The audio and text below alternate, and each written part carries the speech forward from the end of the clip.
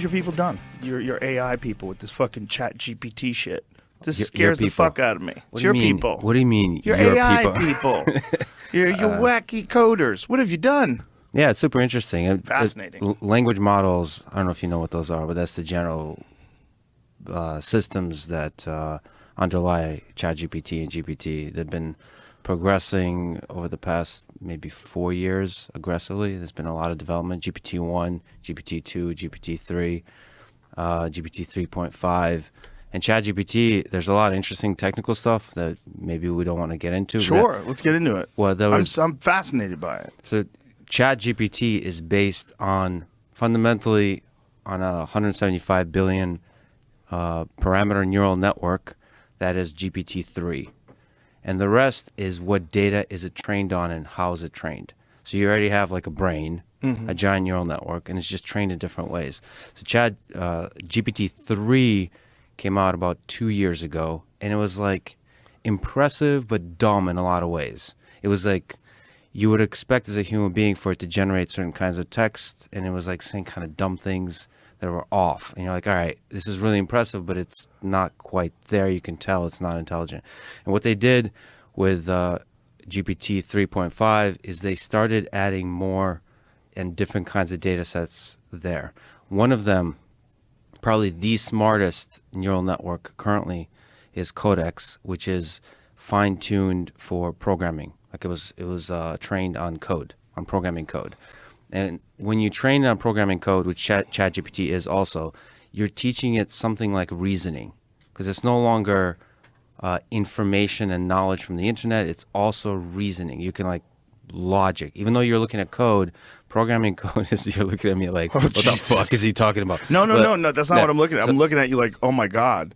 But reasoning is in order to be able to stitch together sentences that make sense, you not only need to know the facts that underlie those sentences, you also have to be able to reason.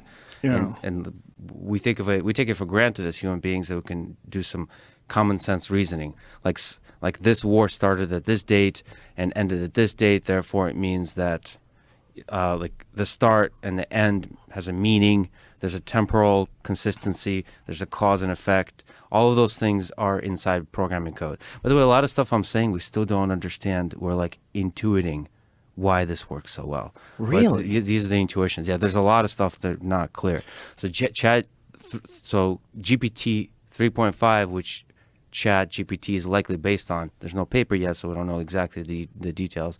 But it was just trained on code and more data that's able to give it some reasoning. Then, this is really important, it was fine-tuned in a supervised way by human labeling. Small data set, but human labeling of here's what we would like this network to generate. Here's the stuff that makes sense. Here's the kind of dialogue that makes sense. Here's the kind of answers to questions that make sense.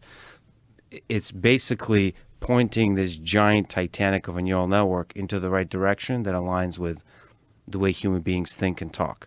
So it's not just using the giant wisdom of Wikipedia and just, I can talk about what data sets it's trained on, but just basically the internet.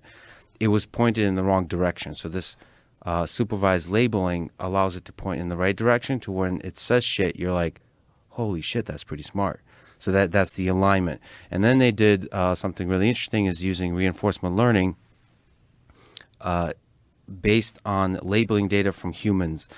That's quite a large data set. The task is the following.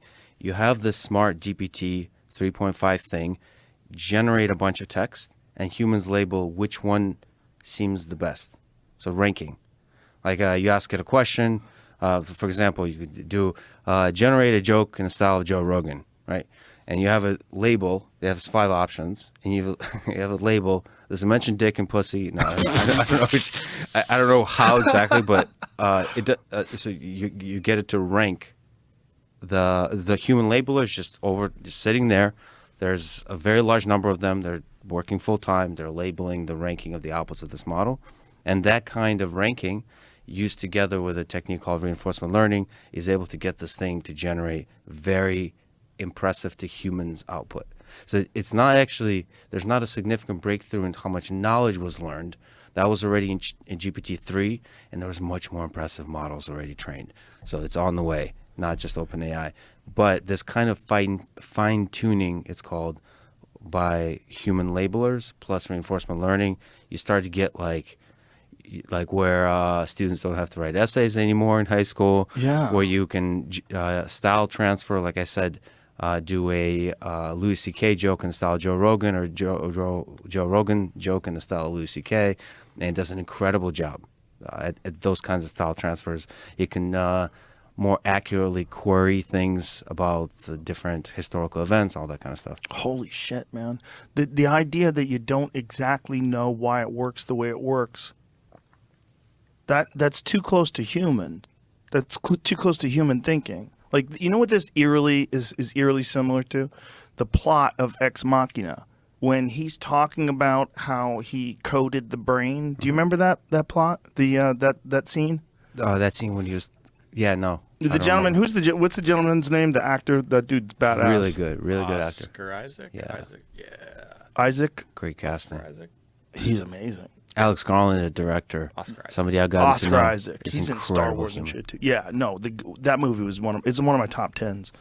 I love that movie. But that scene where he's Below John Wick 1, 2, and 3. Well, 3 was... I'm not a fan of 3. 3 didn't have any muscle cars. Still worse than Scent of a Woman. Go on.